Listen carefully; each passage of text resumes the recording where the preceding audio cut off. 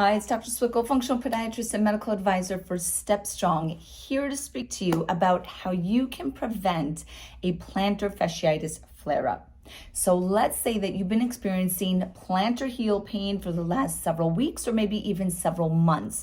Now you are ready to go back to your activity and hope that that plantar fasciitis and that heel pain does not return.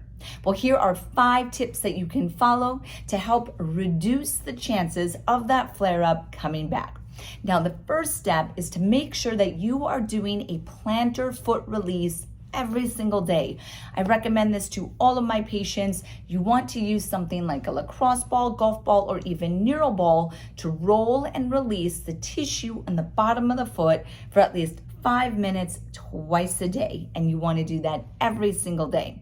Now, your second step is going to be incorporating foot strengthening.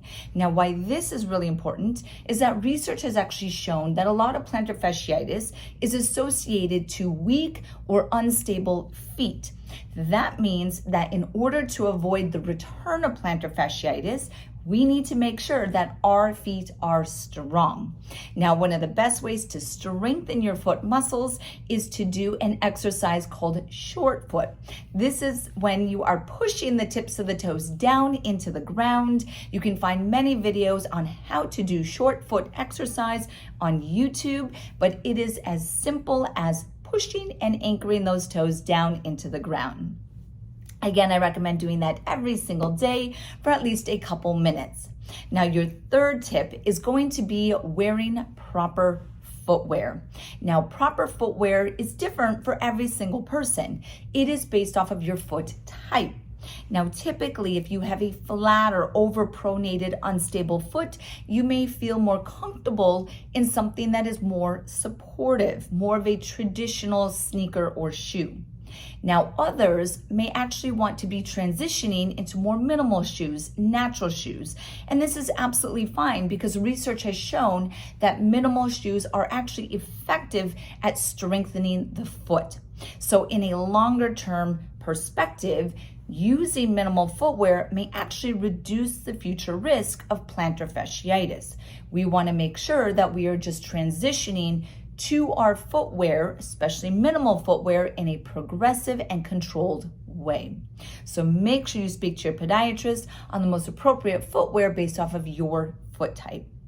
Now, my fourth tip is going to be using fascia protective supplements. Now, you may have been using systemic enzymes throughout your plantar fasciitis diagnosis, but you actually want to continue using them. Research has shown that using systemic enzymes such as Step Strong is a really effective way to protect the fascia health, the collagen health. And it does this by helping the body regulate the inflammatory process and the fibrinolytic process. That is the scarring response that can happen with soft tissue injury.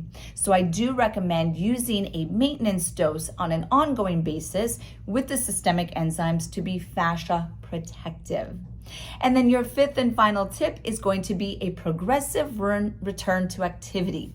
This means that if you were running when you started experiencing your plantar heel pain, we want to slowly increase that level of stress.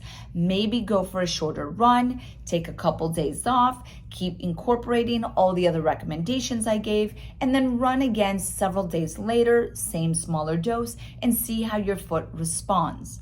If you experience plantar fasciitis from standing on your feet long hours, then you will want to gradually increase the time that you are standing on your feet to again minimize overloading the tissue and creating that plantar fasciitis flare-up.